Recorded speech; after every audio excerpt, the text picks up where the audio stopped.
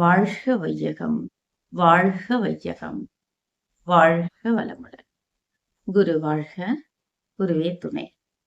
எல்லாம் வல்ல இறையாற்றலையும் நம்முடைய குருபிரான் வேதாத்ரி மகர்ஷி அவர்களுடைய பொற்பாதங்களையும் வணங்கிக் கொண்டு நால்வர் சிந்தனை என்ற புத்தகத்திலிருந்து மே மாதம் 12ஆம் தேதி இறையோடு இணைந்த செயல் என்ற தலைப்பிலே சிந்தனை செய்யலாம். அருட்தந்தை அவர்கள் கொடுத்திருக்கின்ற தத்துவங்களிலே மிக எளிமையாக மனிதனுடைய வாழ்க்கையையே மாற்றி அமைக்கக்கூடிய அற்புதமான தாரக மந்திரம்தான் வாழ்க வளமுடன் என்ற வாழ்த்து. இந்த வாழ்க வளமுடன் என்ற தாரக மந்திரம் அலை தத்துவத்தை அடிப்படையாக வைத்து கொடுக்கப்பட்டிருக்கிறது. இன்றைக்கு விஞ்ஞானம் அலை தத்துவத்தை mind wave technology, light wave technology என்று அலை தத்துவத்தை அடிப்படையாக வைத்து வேகமாக முன்னேறி கொண்டிருக்கிறது.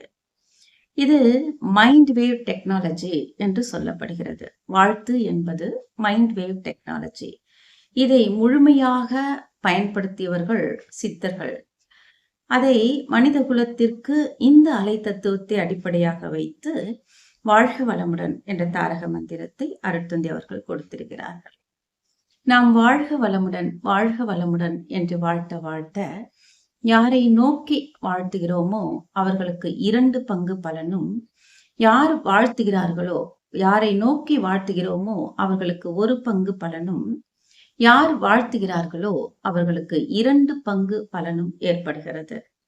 அதனால் வாழ்க வளமுடன், வாழ்க வளமுடன் என்று வாழ்த்த அவர்களுடைய வாழ்க்கையே சிறப்பாக மாறுகிறது. மனம் அமைதியாக மிக நுண்ணிய நிலையில் இருந்து வாழ்த்துவதால் அந்த நிலையில் இருந்து மனிதன் செயல்படும் பொழுது அந்த மனிதனுடைய செயல்கள் அனைத்துமே இன்பம் பயக்கத்தக்கதாகவே அமைகிறது.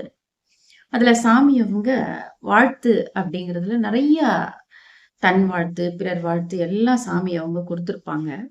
அதுல மிக முக்கியமானது எதிரியாக நினைப்போருக்கும் வாழ்த்து அப்படிங்கிற ஒரு தலைப்பு சாமி கொடுத்திருப்பாங்க.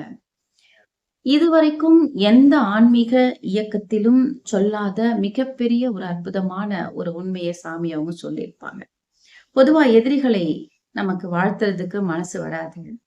அதுல எதிரிகளாக நினைப்போருக்கு வாழ்த்து அப்படின்னு சாமி சொல்லியிருப்பாங்க.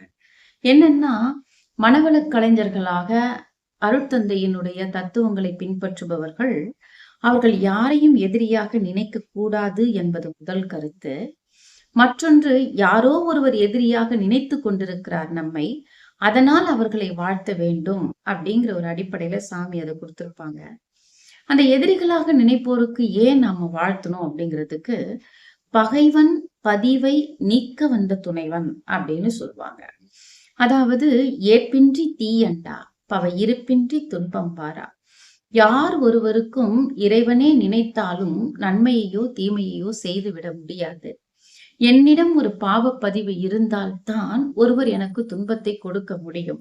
ஆகவே என்னிடம் இருக்கின்ற பாவப்பதிவை நீக்குவதற்கு இறைவனே ஒருவரை தேர்ந்தெடுத்து அந்த பதிவை நீக்குவதால் பகைவன் பதிவை நீக்க வந்த துணைவன். என்னுடைய பாவத்துல பகைவன் பங்கெடுத்துக்கிறான்.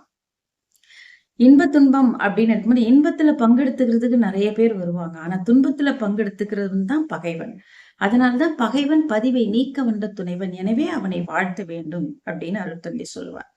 அப்போ இந்த பகைவனை வாழ்த்துவதனால் நமக்கு 2 பங்கு பலன் கிடைக்குதுங்க. முதல்ல என்ன ஆகுதுன்னா, பகைவன் யார் ஒருவர் நம்மை எதிரியாக நினைத்து கொண்டிருக்கிறார்களோ அவரிடமிருந்து வருகின்ற அந்த எதிர்ப்பு அலையிலிருந்து நாம் நம்மை பாதுகாத்துக் கொள்கிறோம். ஒன்று.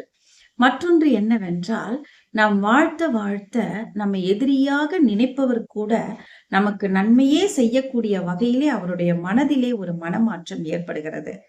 இது மட்டுமல்லாமல் மிக பெரும் நன்மைகள் நம்மை நாமே வாழ்த்திக் கொள்ளும் பொழுது, தன் வாழ்த்து என்று நம்மை நாமே வாழ்த்திக் கொள்ளும் பொழுது நமக்கு என்னெல்லாம் வேண்டும், ஒரு மனிதன் முழுமையாக வாழ வேண்டும் என்றால் அந்த மனிதனுக்கு என்னெல்லாம் தேவையோ அதையெல்லாம் தன் வாழ்த்திலே சாமி கொடுத்திருப்பாங்க. அப்படி நம்மை நாமே வாழ்த்திக் கொள்ளும் பொழுது நாம் ஒரு உயர்ந்த நிலைக்கு வருகின்ற ஒரு உன்னதமான நிலை நமக்கு கிடைக்கின்றது. அதற்கடுத்ததாக பிறர் வாழ்த்து. ஒரு தனி மனிதன் எப்பொழுதும் தனியாக வாழ்க்கையை நடத்திவிட முடியாது. தான், சமுதாயம், இயற்கை, இந்த 3 கூட்டிணைப்பிலே தான் ஒரு மனிதன் வெற்றிகரமான மகிழ்ச்சியான வாழ்க்கையை வாழ முடியும். அதனாலதான் சாமி அவங்க ஒரு தனி மனிதன் வெற்றியாக, மகிழ்ச்சியாக, நிறைவாக வாழ்க்கை நடத்த வேண்டும் என்றால், அந்த மனிதனுக்கு யாரெல்லாம் துணையாக இருக்கிறார்களோ அவர்களை எல்லாம் வாழ்த்தி, அவர்களோடு ஒரு நல்லிணக்கத்தை ஏற்படுத்திக் கொள்வதற்காக பிறர் வாழ்த்தை கொடுத்திருப்பாங்க. அது மட்டும் இல்லாம, வாழ்க வையகம் என்று இந்த உலகத்தையே வாழ்த்தக்கூடிய ஒரு தாரக மந்திரத்தை கொடுத்திருப்பாங்க. சர்வலோகோ சுகினோ பவந்து, எல்லோரும் இன்புற்றிருக்கவே என்று யாதொன்றும் அறியேன் பராபரமே அப்படின்பாங்க.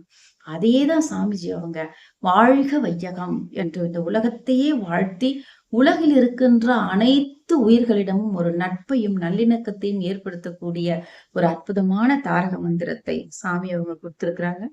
இந்த வாழ்க வளமுடன் வாழ்க வையகம் என்ற இந்த தாரக மந்திரத்தை ஒவ்வொருவரும் பயன்படுத்தி இந்த உலக அமைதி கிடைக்கக்கூடிய வகையிலே, ஒரு நல்லிணக்கத்தை ஏற்படுத்தக்கூடிய வகையிலே இந்த மந்திரத்தை அனைவரும் பயன்படுத்தி வாழ்க்கையில் வெற்றியும் மகிழ்ச்சியும் அடைவோம் என்று கூறி இத்துடன் இந்த சிந்தனை நிறைவு செய்து கொள்ளலாம். வாழ்க வளமுடன்.